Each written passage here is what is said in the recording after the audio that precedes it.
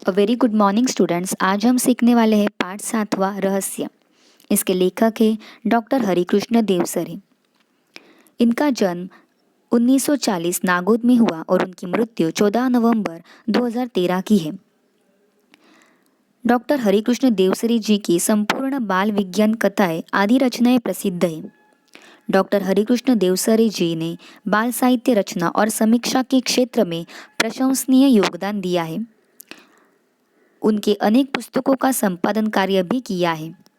प्रस्तुत कहानी के माध्यम से लेखक ने बच्चों को अंधविश्वासों से दूर रहते हुए वैज्ञानिक दृष्टिकोण को अपनाने के लिए प्रेरित किया है।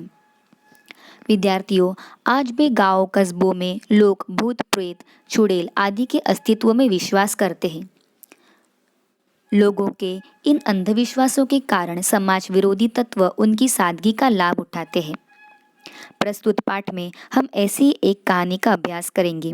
इस पाठ में एक आर्यन नामक लड़का जो अपने मामा जी के घर गर्मी की छुट्टियां बिताने के लिए उनके गांव आया था। उस गांव में एक हवेली थी और गांव के लोगों ने उस हवेली के बारे में कई अंधविश्वास और भूत प्रेत की कहानियां बताई थी और आर्यन ने उस हवेली का रहस्य लोगों के सामने लाने की बात अपने मन में ठान ली थी।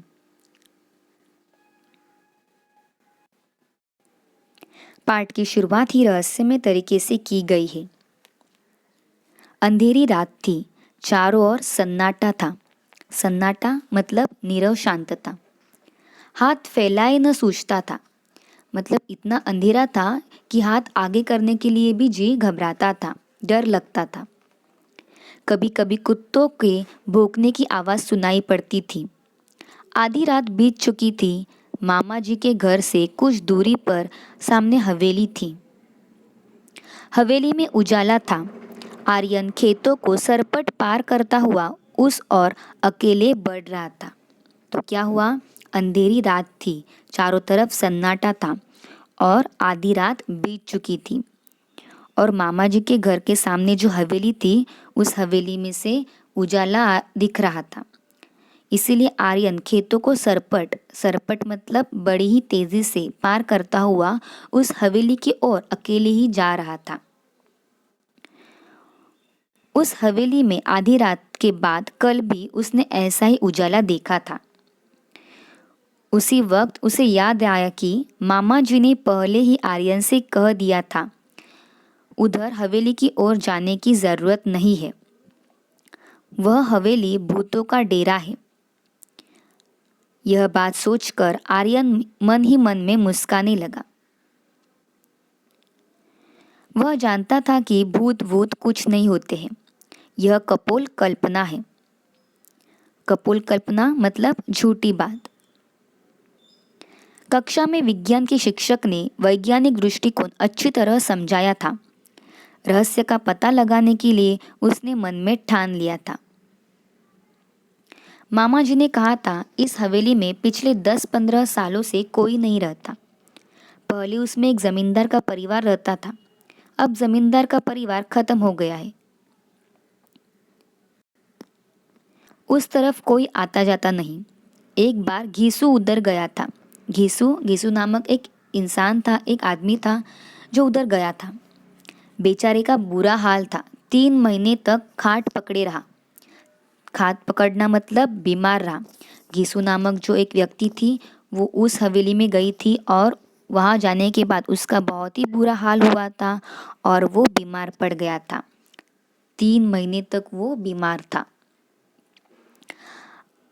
रात में आर्यन करवटें बदलता रहा। करवटें बदलना मतलब बेचैन रहना। उसको नींद नहीं आ रही थी। आधी रात को उठकर छत से उसने हवेली को फिर से देखा। वहाँ रोशनी थी। गर्मी की छुट्टियां बिताने के लिए वह मामा जी के घर आया था। यह एक समृद्ध गांव है। मामा जी के पास एक विदेशी डिजिटल कैमरा भी है। यह बात आर्यन को मालूम थी। मामा जी की एक लड़की थी, उसका नाम था कनिष्का। आर्यन ने कनिष्का से कुछ सलाह मशवरा किया। दोनों बहादुर थे। अगला कदम उठाने के लिए उन्होंने कमर कस ली। मामा जी का जो गांव था वो बड़ा ही समृद्ध था। समृद्ध मतलब धनवान था।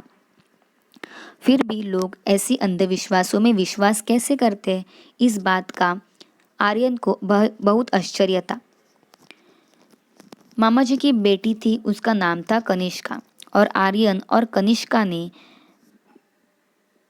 दृढ़ संकल्प करके यह बात ठान ली कि हमें इस रहस्य का पता लगाना ही है। अगली सुबह उसने मामा जी से कैमरा मांग लिया। मामा जी को साथ बैठाकर मामा जी का फोटो लिया। फिर मामा मामी और कनिष्का के भी फोटो खींचे। कनिष्का ने मामा मामी के साथ आर्यन की भी फोटो खींची।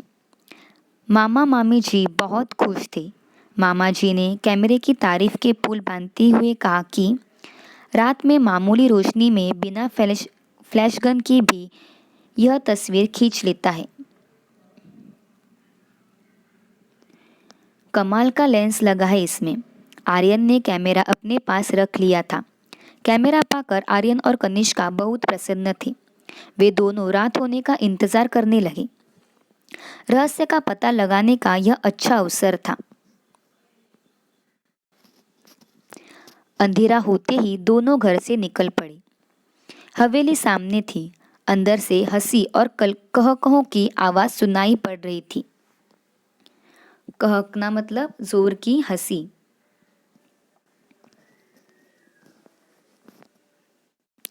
आर्यन और कनिष्का ने पहले चारों ओर ध्यान से देखी। कहीं कोई खतरा तो नहीं है ना? वे दबे पांव हवेली में अंदर चले गए। बीचों बीच एक बड़ा कमरा था। उसका दरवाजा अंदर से बंद था। खिड़कियां नीचे से बंद थी लेकिन ऊपर से खुली थी। बड़ी सावधानी से आर्यन ने अंदर झांककर देखा। हट्टे कट्टे मोटे तगड़े बड़ी बड़ी मूंछों वाले कई लोग पगड़ी बांधे बैठे थे। उनके साथ कमीज और पैंट पहने हुए भी कुछ लोग थे। उनकी आंखों से आग बरस रही थी।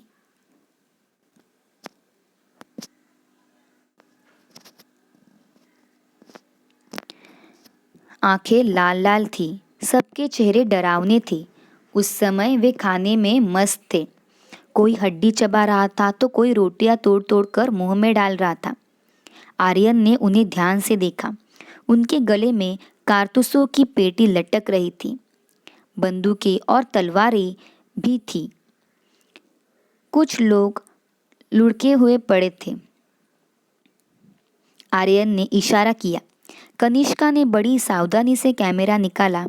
गैस बत्तियों की रोशनी इतनी तेज थी कि बड़ी आसानी से फोटो लिया जा सकता था।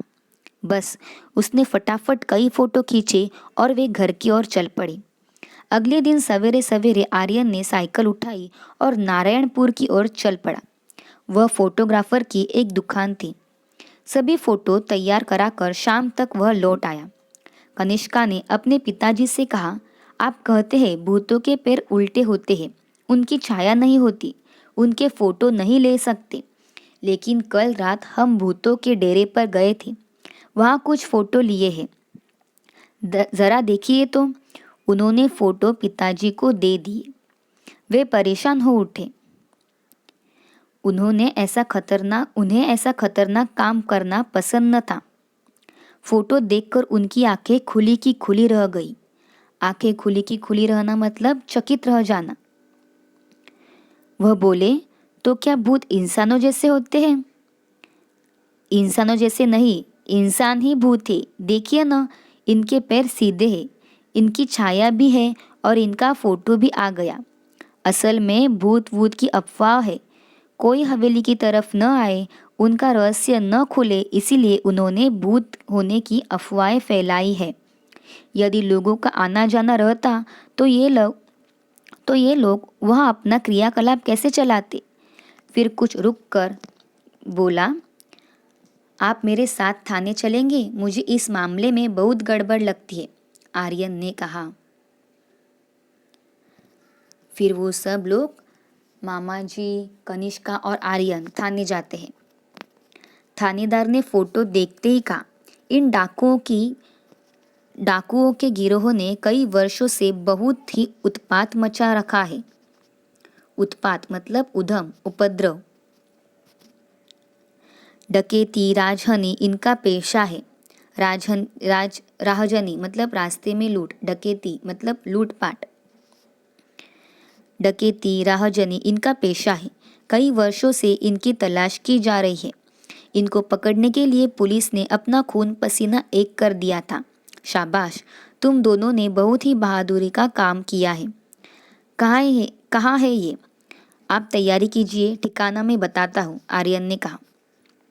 उस रात भूतों के डेरे पर पुलिस ने छापा मारा। दोनों ओर से गोलियां चली। सवेरा होते होते डाकुओं ने हथियार डाल दिए। उनके कुछ साथी मारे गए और कुछ पकड़े गए। गांव वालों ने हवेली में बसे भूतों को देखा तो चकित रह गए। सभी डाकुओं के आतंक से मुक्त हो गए। जिला कलेक्टर ने आर्यन और कनिष्का की बहादुरी के कारण उनके नाम राष्ट्रपति कार्यालय को भिजवा दिए। आने वाले गणतंत्र दिवस पर महामहिम राष्ट्रपति के हाथों उनको वीरता पुरस्कार से सम्मानित भी किया गया। इस प्रकार इस पाठ में लेखक ने अंधविश्वासों को दूर करके वैज्ञानिक दृष्टिकोण अपनाने पर बल दिया है।